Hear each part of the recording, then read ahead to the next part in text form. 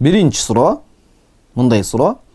Assalamu alaikum deyт. Wa alaikumussalam rahmatullohi wa barakatuh. Намахрам берген белектерди алса болбойт экенин эми билдим. Намахрам деген эми жат адам деген сөз да. Мага бир бала Куран китеп берген болчу. Окуй берсем болобу же кайтарыш керекпи дейт. Эми Куранды эми кайтарып отурбаңыз. Жакшы максатта бергендир. Куран бул ыйык Кудайдын сөзү. Эми окуп дуа кыла бериңиз.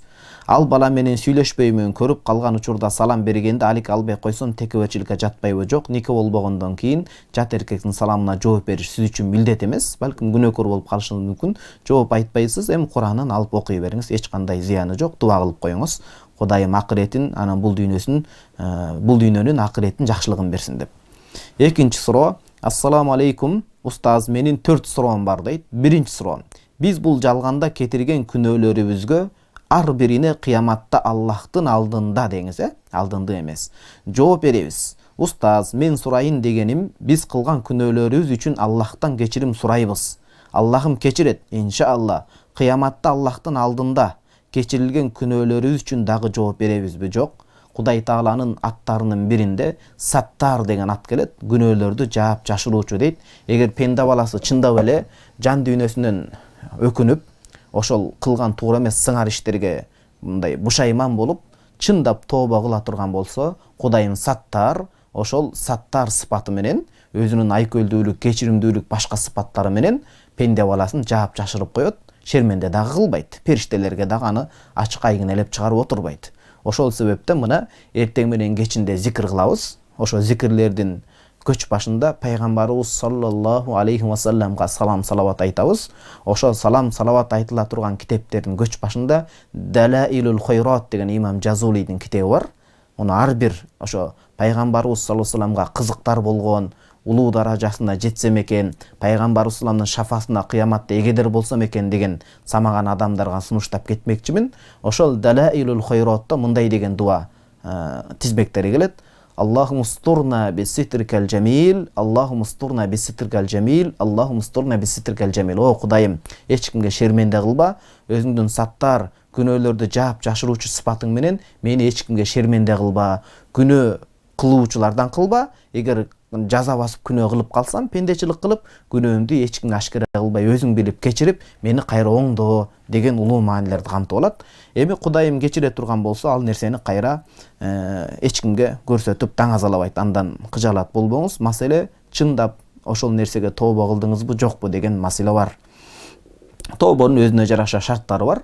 Имам Навави, Аллах ал заттан ыраазы болсун, бир канча эмгектеринин биринде 3 шартын айтып кетет. Ошол нерсеге катуу өкүнүү, бушайман болуп, чын жүрөктөн ошол нерсеге экинчи рет кайтпоо, анан бекем ниет кылуу. Бул эми пенде менен Кудайдын ортосунда болсо, адамдардын акысына кире турган болсо, ал истихлал мин хаккихи дейт. Ошол адам акысына кирип калган адамдан кечирим сураш керек. Кечирип коесуз, бир тууганым, үстүңүздөн ушул жалган дүйнө үчүн жалаа жаптым эле, жалган сөздү айттым эле, акыретке калтырбай адалдашып коелу, кечириңиз деп, ал адамдын көңүлүн табыш керек деген маселе. Экинчи суроосу 4 бөлүктөн турат дебедиби экинчи суроо? Экинчи суроо, мен арак саткан складта иштедим. Ал жерде намаз окудум. Намазым кандай болот? Күнөө кылдымбы? Арак саткан складта намаз окуп дейт. Эми ал убакта сиз балким билбеген чыгарсыз. Билбей өткөн ишке салават. Сиз алдыңкы мындан кийинки жашооңузду жакшынакай баштап, ак барак менен баштап, намаз кабыл боло турган таза, намаздын улуулугуна ылайык келе турган таза жерде намаз окууга тырышып аракет кылыңыз. Эми Кудайымдын кечирими кенен, Кудайдан үмүт этебиз, намаздарыңыз кабыл болду деп, мындан кийин андай ишке барбаңыз, кыжаалат болбоңуз. Үчүнчү суроо, бир күндүк убакытты кантип өткөрсөм болот? Аллах үчүн 5 рекет намаздын убагынан сырткары канча убакыт бөлүшүбүз керек? Убакыт учурунда Аллахтын алдында жооп беребиз го дейт. Сиз мындай кылыңыз, бизге исламскийди окуган убакыттан баштап эле агайларыбыз ушундай айтат эле, 24 саат болсо ошонун 8 саатын эми өтө ашырып айтканда уйкуга, 8 саатын дүйнө иштерине, 8 саатын илим билим алууга жумшагыла, жок дегенде дейт эле. Эми сиз 5 маал намаз убакыттан сырткары адамдарга пайда алып келе тургандай, жалпы мусулман эле чөйрөсүнө эмес, жалпы адамзатына пайда алып келе тургандай, жок дегенде зыян тийгизбей тургандай, өзүңүздү жетиштирип, Кудайды таанып, илимиңизди өркүндөтүп, билимиңизди дагы өстүрүп, өзүңүздү адам катары жетиштирүүнүн үстүндө өтсөңүз, мына Кудайдын купулуна толгон инсан болосуз. Анткени азыркы сиз менен биз жашап жаткан, башыбыздан кечирип жаткан заман заманул фитна дейт. Фитнанын, бузукучулуктун бир заманы болуп атат. Адамдарга пайда алып келиңиз, болбосо зыяныңызды тийгизбеңиз, фитнага, чуулганды окуяларга аралашпаңыз. Мына ушул кылып аткан ишиңиз менен сиз Кудайга жага турган күндү өткөргөн болосуз. Бул биринчи маселе. Экинчи маселе, эгер сиз үй бүлөлүү болсоңуз, анда ошо күйөөңүздүн акысын жакшынакай берип, анын күйөөңүздүн анча-мынча калпыс мүнөздөрүн, терс мүнөздөрүн көтөрүп, аны менен жаакташып айтышпай, ажырашуу, талакты сурабай, балдарыңызга татыктуу тарбия берип, коомдо өзүңүздүн ордуңузду татынакай билип, мээримдүү эне болсоңуз, демек Кудайым ыраазы боло турган адам ушул заманда сиз болосуз, Кудайым буйрса. Экинчи суроонун төртүнчү суроом дейт: устаз, мен арак заводдон чыгып, магазинге ишке киргени жатам. Ал жакта да арак, пиво сатат. Бирок мен жер жемиш тизип иштесем болобу ошол магазинде? Устаз, ушуга кененирээк жооп берип коюңузчу. Сураныч, Аллахым сизден ыраазы болсун дейт. Мухаммад Абу Зухра, чоң имамдардын бири, мына ошол Египетте өткөн Ханафи алым, ал киши айтат: "Хада мухаррамун ли гайрихи" дейт. Айла жоктун иши.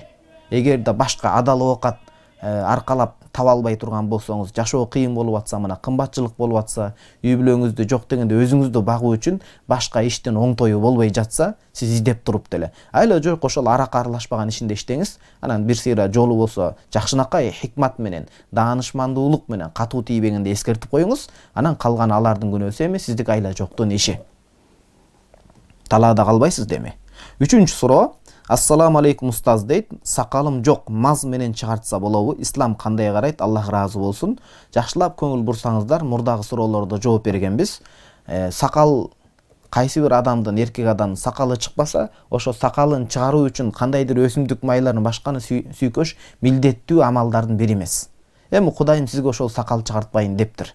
Сакал чыгаруунун өкүмү Ханафи мазхабта буга чейин айтканбыз, ошо бекемделген сүннөт менен кээ бир алымдар вужубка чейин алып барат.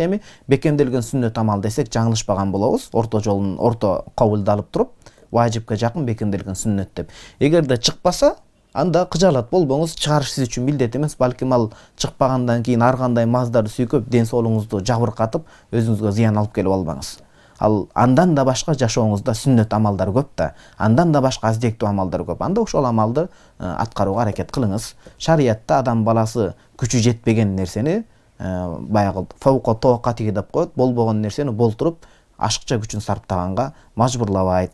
Төртүнчү суроо: мен бүгүн бисмиллах деп былтыркы карыз орозомду кармадым эле. Жана билбей калып 2 пирожки жеп алдым. Такыр унутуп коюпмун. Өзүмдү күнөөлүү сезип жатам. Не кылаарын билбейм. Ошол унутуп билбей калып жеп койгондон кийин, болуптур эми деп оозуңузду ачып ийдиңизби же ачпадыңызбы? Анткени орозодо адам баласы унутчаак болгон себептен унутуп калып бир нерсени жеп коюп, кийин билгенден баштап жебей тыйылып калса, орозосун улап кете берет. Анткени атайын бул туурасында хадистер бар. Азирети сүйүктүү пайгамбарыбыз саллаллаху алейхи вассалам айтат: кимде ким унутуп калып билбей жеп койгон болсо, анда Кудайымдын бир сый тамагынан жептир, орозосун улап кете берсин дейт. Өзгөчө бизде Ханафи мазхабта Аль-Фатава Сирожия деген китеп бар. Чоң мына Оштук Сиражуддин Ал-Оши деген аалымыбыз, Аллах ал кишини өз мээримин, ырайымына бөлөсүн. Ал киши айтат: эгерде ошол көчөдө кетип бара жатсаңыз, бир орозо учурунда каарыган аксакал, алсыз, араң басып жүргөн, белинен бели бекчейип, көзү чекчейип калган аксакал аталар же ак элечек апалар, алсыз адамдар орозо тутуп, орозо учурунда унутуп калып тамак аш жеп атса, аларды тыйбай эле койгула, Кудайым берген сый дейт да. Сиз ошол оозуңузду ачып ийдиңизби, кийин ачпадыңызбы, ошого жараша. Билбей калгандык күнөө болуп эсептелбейт. Билбей калгандык күнөө болуп эсептелбейт. Анан көптөн бери орозо тутпай, сиз ага да көнбөй кеттиңиз да. 5-чи суроо: Ассаламу алейкум. Мынабу деңиз, мынбу эмес. Мынабу ат чапкандар аламан улакта кечээ лейлекте бир ат мерт болуптур. Ат мерт болгону жаман, адамдар деле мерт болуп кетип атпайбы, Кудай сактасын. Булардын туура эмес чаап жаткандарына тыюу салса болобу? Карап турсаң чапкандары баткак, аң дөң. Анан ушу 500дөн ашуун чабандес. Качан кыргыздар ушинтип жаныбарды кыйнаган? Бул жерде акча менен салтты аралаштырып, Алланын өкүмүн унутуп калышкандай такыр дейт.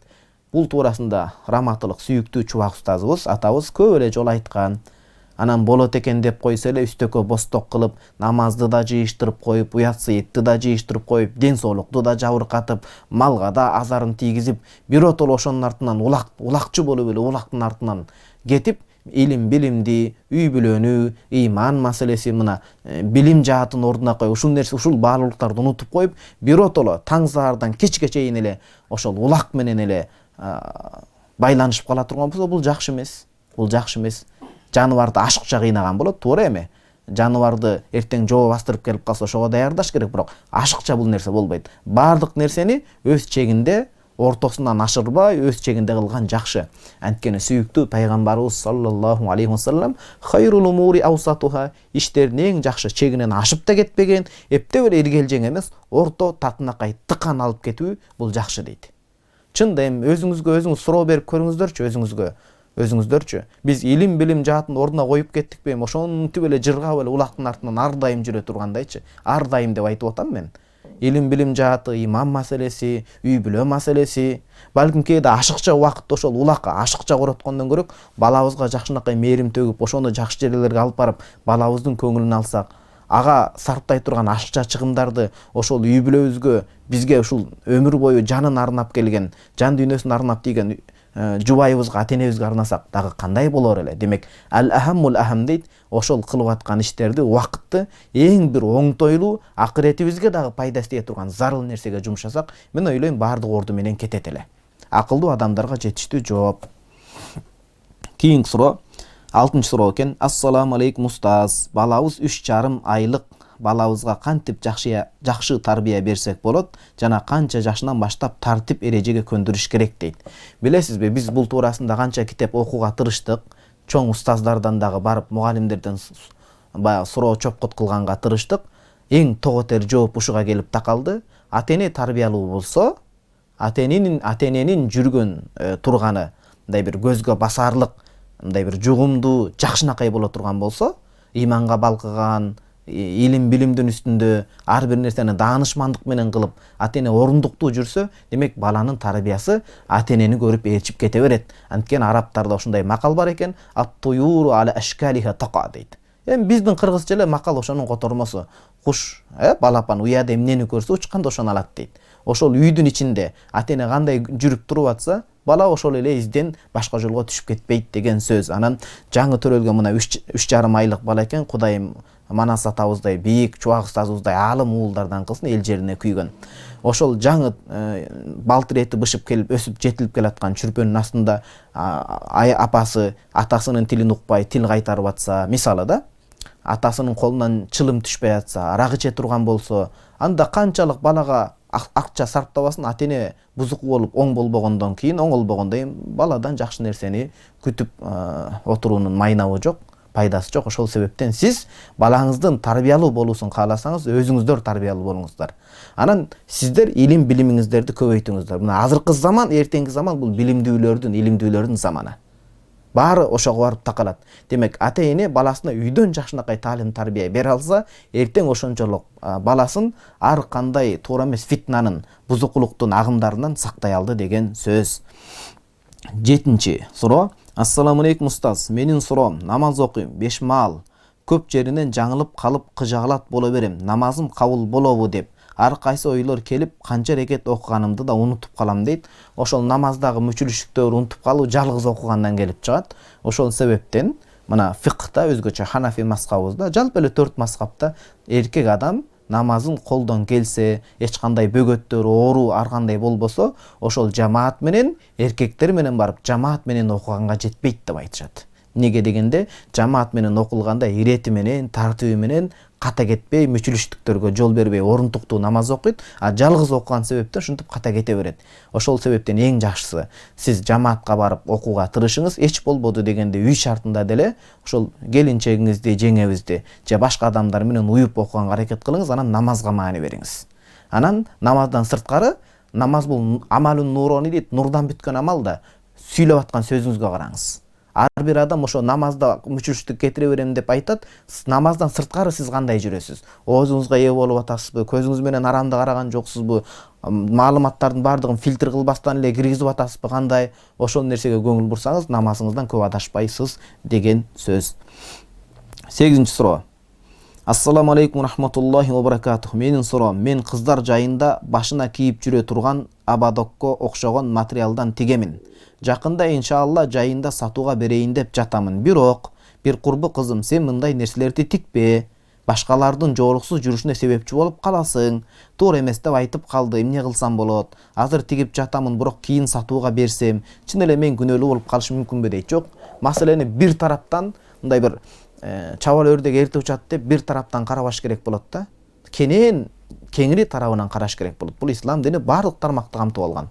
Балким ал берки курбуңуздун айтып атканы деле туура, жөндүүдүр, бирок аял зат үйдө деле кийинип жүрүш керек го, чачын иреттүү кармап, балагатка чет элек кыз кишилер бар, жоолукка кире элек аялдар бар. Балким сиз даарат менен жакшынакай, жакшы ниетте жасап чыгарсаңыз, ошону кийип жоолукка кирип калар. Үй шартында чачтары тамакка түшпөй, башкага түшпөй, кызды үйдө кыл жатпайт деп ата бабаларыбыз тазалыкты эскерткендей. Үй шартында кийиши мүмкүн, башка кийиши мүмкүн, кенен караңыз. Бул жакшы адал мээнет, жакшы ниет менен жасап сата бериңиз, Кудайым буйрса баардык ордоруна келип калат. Эми бул жасаганыңыз жоолукту чеч деген сөз эмес да. Кийинки суроо, 9-чу суроо. Биз кайсы акыйдадабыз дейт. Биз пайгамбарыбыз саллаллаху алейхи ва салламдын акыйдасындабыз. Биз пайгамбарыбыз саллаллаху алейхи ва салламдын акыйдасындабыз. Бирок пайгамбарыбыз саллаллаху алейхи ва саллам ааламдан өткөндө интикол деп коет. Бул аалам жалган дүйнө менен коштошконуна канча убакыт болду, туурабы?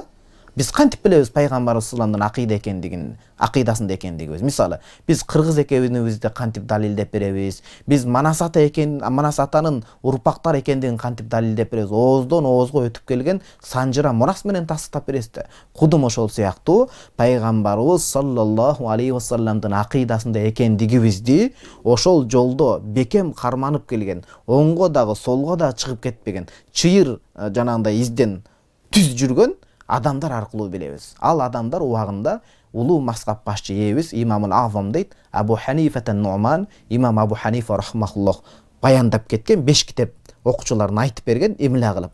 Фиккул акбар, фиккул абсат деп келет. Ал-алим вал муталим, ал-васия деп келет. Мисалы, ушундай 5 китептери бар. Ар-Рисала деген. Ушул 5 эмгекти баяндап кеткен. Андан берки доордо Имам Матруди деген чыккан, Имамул Худа деп коет. Ошол 5 китептин негизинде Имам Кавсар айткандай, кенен деп заманасындагы туура эмес жоруктарга жооп берип, туура эмес адашып бараткан адамдарды колунан кармап, мына пайгамбарыбыз саллаллаху алейхи ва салламдын таза сүннөтү деп ошол көрсөтүп берген Имам Матуридийдин акыйдасындабыз деген сөз. Кандай болуп калды деп түшүнбөй калышыңыз мүмкүн да. Ат-тариqu al-haqqu wahid. Акыйкат бирөө, ошол пайгамбар исламга артта калат. Валакиннал баяна мухталиф дейт. Ошол акыйкат жолду ар бир доордо, ар бир акыл ээлери жашагандан кийин ошого жараша түшүндүрүп берген адамдар булар. Эмгек кылган адамдар, зор салымын, эбегейсиз салымын кошкон. Ошол Имам Абу Ханифа кошуп берди. Андан кийин дагы да кененирээк заманасындагы адамдардын акылына жараша түшүндүрүп, Имам Матуриди түшүндүрүп эмгек кылып кеткен себептен рахимахулла адамдар ошол пайгамбарыбыздын жолунда экендигин айгинелеш үчүн Имам Матуриди деп ниспат таандык кылып коюшту. Демек биз Матуриди ишениминде пайгамбарыбыз саллаллаху алейхи ва салламдын бизге таштап кеткен асыл жолундабыз деген сөз. Матуриди акыйдасындасыз сиз. Акыйда боюнча кайсы китепти окуганды сунуштайт элеңиз? Тартиптери бар. Эгерде сиз араб тилинен кабардар болсоңуз, анда 5 категорияда китепти айтып бере алат элем. Биринчи даражадагы китеп бул Любаб китебинин автору Абдул Гани Ал-Майдани деген Ибн Абидин алымдын чоң шакирти бар. Ошо кишинин Исафул Муридин ли иqamati фараидид-дин деген китеби бар. Ошол китептин башында бир 15 беттей жеңил акыйданы жазып берген. Исафул Муридин лил Майдани, ошону окуйсуз биринчи. Экинчи оштон чыккан чыган алым Сиражуддин Ал-Ошидин Бадул Амали деген китебин окуйсуз. Андан кийин Косида Нуния деген бар, Ибрахим Хыдырбек дейт. Ошону окуйсуз. Андан кийин 4-чү анан чоң китептерге түшсөңүз болот. Ошол Имам Абу Ханифа рахимахуллахтын Фиккул акбар. Андан кийин анан 5-чи китеп ошол илим чөйрөсүндө жүргөн чоң китептер бар. Ошол чоң китептер бар. Ошол китептердин бирин окусаңыз болот. Мисалы Мақасид, Мавақиф деген сыяктуу. Эми окула турган китептер көп. Анан сиз араб тилинен кабардар болбосоңуз, Чубак устазыбыздын YouTube баракчасында Акыйдатут Тахауи аттуу китептин аябай жиликтеп чайнап берген сабагы бар. Ошого кулак салып уксаңыз, демек бир топ маалыматты алып алган болосуз. YouTube'дан кайсы устаздын сабактарын көрсөк болот? Акыйда боюнча илим алгым келет, бирок адашып калбайын деп корком. Туура, акыйдадан адашуунун акыры жамандык менен бүтөт. Фикта адашса бир жөн. YouTube'дан ошол Чубак устазыбыздын сабагын көрүңүз. Анан азыркы мынакей менин досум бар, Турдалиев Белек деген чыган бычакка сап боло турган мыкты аалымдардын бири, Кудайым буйрса, келечекте көптү үмүттөндүргөн. Ошо киши дагы түз сабак берет. Ошо Белек Турдалиев деп катталып таап, ошо кишиден да акыйдадан сабак алсаңыз адашпайсыз буйрса. Кийинки суроо 10-суроо. Ассаламу алейкум. Устазга суроо. Россияда лизингге машина алып арендага берип бизнес кылганым кандай болот? Мен бул сурооңузга жооп берүү үчүн лизинг деген кандай иш жүргүзөсүздөр, кандай кылып алып, кандай кылып бересиздер, ушул нерсени толугураак мага сүрөттөп беришиңиздер керек. Анан ошого жараша жооп болот. Демек, жекеге чыгып сурооңузду кенен кылып, мүмкүн болсо үн менен кенен баяндап бериңиз, ошого жараша жооп берейин. Анткени бул оңой нерсе эмес. Ар бир суроого эртең сурак бар. Бул аманат нерсе. Сыртынан жеңил көрүнгөнү менен ал-хукму аля шай'i фар'ун ан тасаввурихи. Бир нерсеге өкүм чыгаруу үчүн анын жан-жагын билип, кабардар болуп чыгыш керек. 14-суроо. Ассаламу алейкум устаз. Менин бир байкем эч эле кумар оюнунан арыла албай койду. Автомат ойнойт. Москвада. Кантип ушун ошол баледен арылса болот? Рахмат дейт. Өзү Москвада жүрсө, мигрант болуп. Анан баягы арсыздын арданганы курусун дейт го.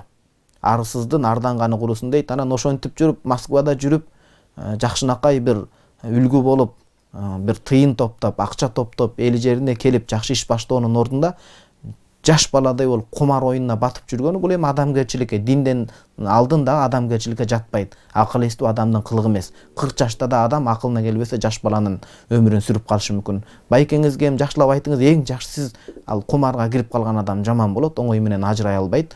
Уйга жүгөн салабы, көнгөн адат калабы дейт. Бир кылат, эки кылат, ошентип дияка сиңип кеткен да. Ошол аркылуу лаззат табат, кайф алат, башка болот. Эң жакшысы акырын ошол Россияда дааватка чыгарууга мүмкүнчүлүк барбы? Ошол дааватка чыгарсаңыз, бир аз барып келсе, ошо чөйрөнү алмаштырыш керек болот, жакшы адамдардын чөйрөсүндө же ошондой жакшы сөздүү сабактар болсо, башка болсо, ошондой имандуу жакшы чөйрөгө кошуңуз. Ошол 40 күн, пайгамбарыбыз салламдын да хадисинде келет, алымдар айтат, 40 күн жакшынакай амалды жакшылап аткарса, жаман адаттан арылат да жакшы адатка байланып калат дейт. Ошол жакшы бир чөйрөгө чыгарууга аракет кылыңыз байкеңизди, биз дуа кылабыз. Кийинки суроо, 15-суроо. Дамла дейт. Бешим убактысында бешим намазын окуп жатсак, асыр намазынын убактысы кирип калса эмне кылабыз дейт. Намазыңызды эми улантып окуй бересиз, казак айланып кетти деген сөз. 16-суроо. Ассаламу алейкум урматтуу устаз. Аллахым сизден разы болсун. Эки дүйнө бактылуулук, элимиңизге, өмүрүңүзгө береке. Суроом. Турмушка чыкканым 14 жыл болду. ЗАГС алганда жолдошумдун фамилиясын өткөрүп коюшуптур. Шариятта андай кылган күнөө экенин эми билдим. Алмаштырайынбы же ушул боюнча калсынбы дейт.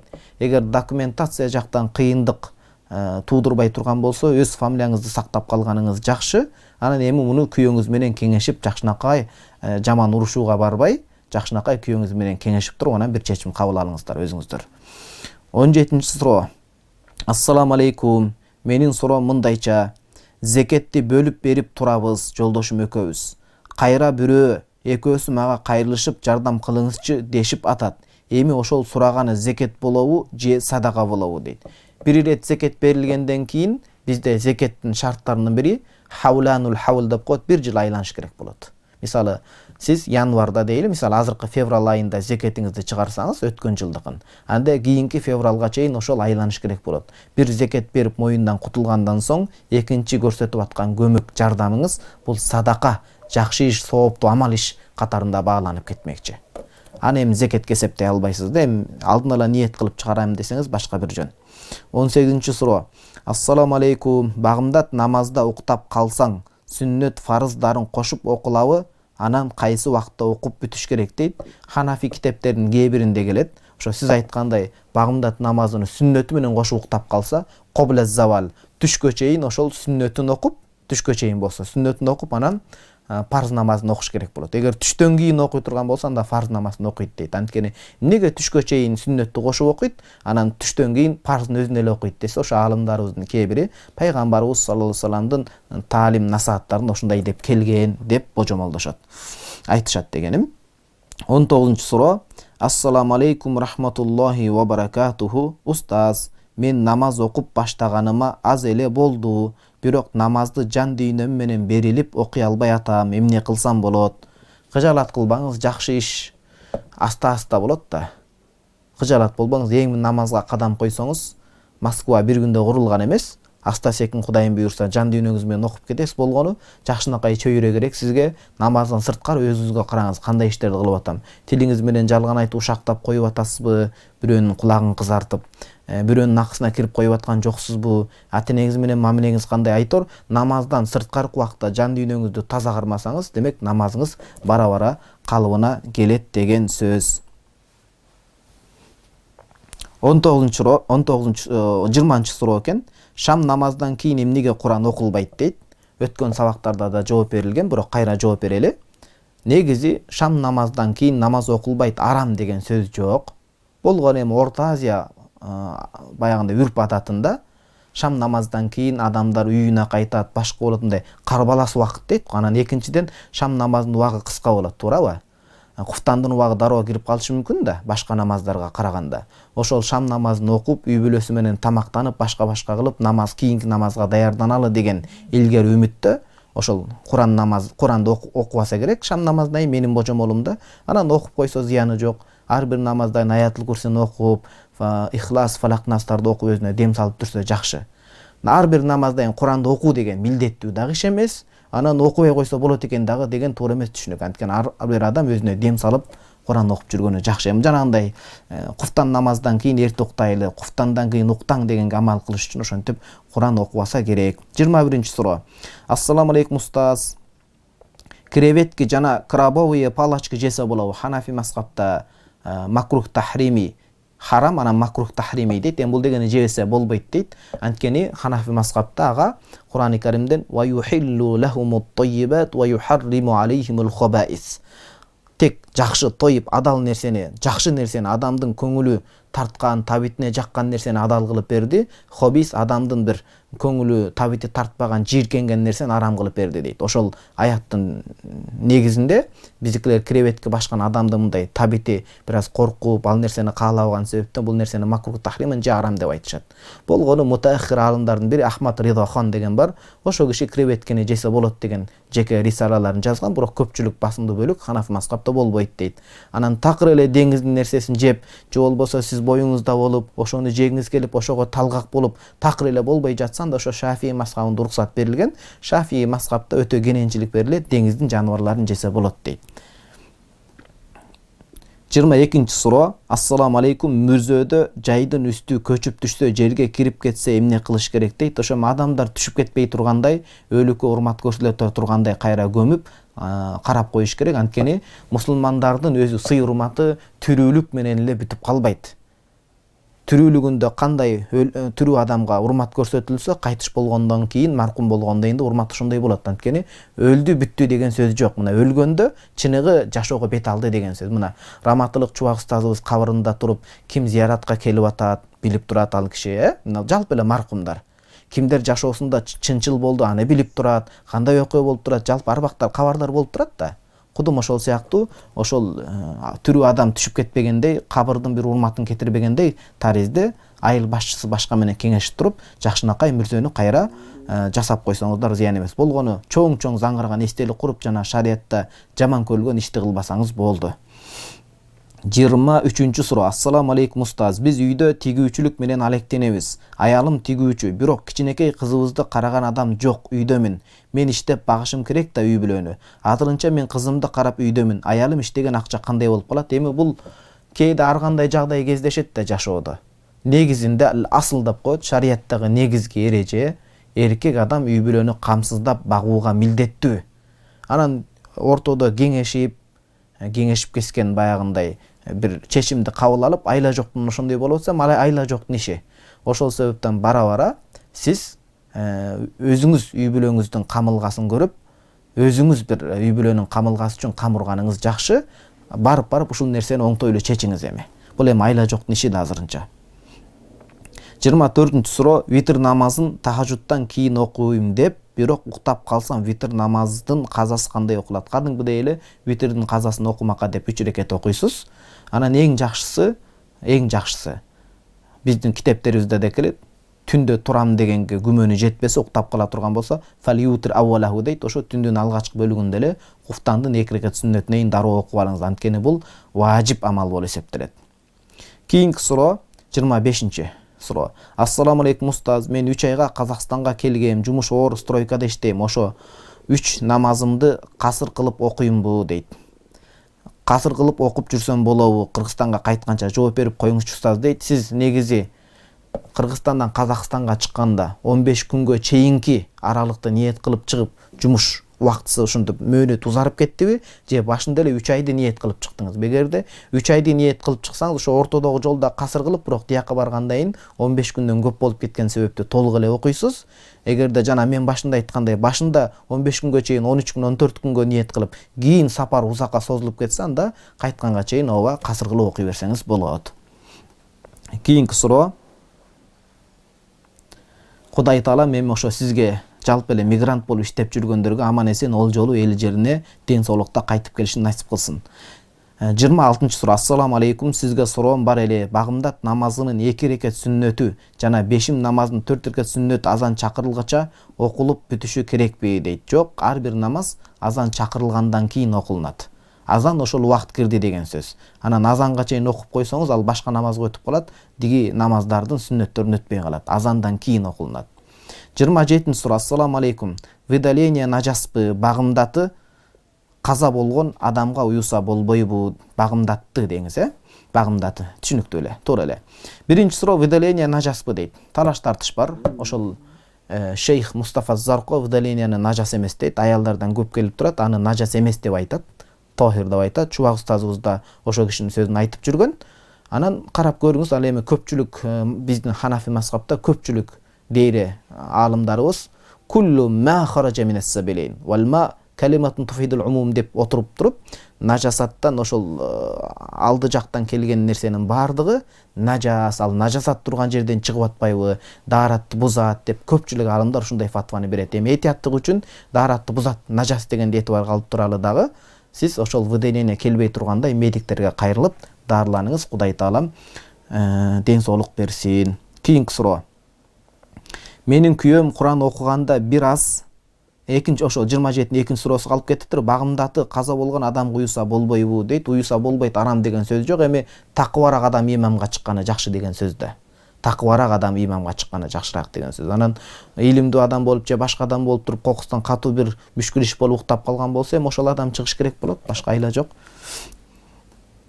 Кийинки суроо 28-чи суроо. Менин күйөөм Куран окуганда бир аз ката кетип калат. Оңдосом болобу? Кээде жини келип кетет. Сенин алдыңда окубай коет окшойм деп азыр унчукпай эле койдум. Ката экенин угуп туруп айтпай койсом күнөө эмеспи дейт. Жок. Үй бүлөлүк маселеде аял күйөө бири-бирин баягындай кемчиликтерин түздөп толуктап кетиш керек. Бул семейный психологияда ушундай. Андан күйөө терикпеш керек. Анткени башка бирөө оңдогондон көрө жанындагы адам оңдосо абири түшпөй атат. Анан жок, мен эркекмин, мен ката окусам да туура окуган болом деп эле анан туура эмес эркектигин көргөзө бергендиги туура эмес. Ама айтып, жакшы жол менен айтып түшүндүрүңүз. Ошол улуу Куран жаатындагы устаздардын бири айткан да: "Мен лам юсаххихил Кур'ана ау мен лам южаввидил Кур'ана асиму" дейт. Кимде ким Курани Каримди тажвид менен, тасхих менен, эрежеси менен окубаса, ал күнөөкөр болот дейт. Демек, ошол жакшынакай жол менен массажын жасап берип, тамагын жасап берип, негиз ушундай айтылган сөз бар экен. Сиз болсо илимдүү адамдардан барып сабак алсаңыз, Абдулла Каары деген бар, жаңы Борбордук мешитте, эгер сиз Бишкекте болсоңуз, ошо кишиге шакырт түшүп, балким сабак алып келсеңиз бекен деп жакшы сөзүңүздү айтып коюңуз. Ошо менен күйөөңүздүн дагы көңүлүн калтырбаган болосуз.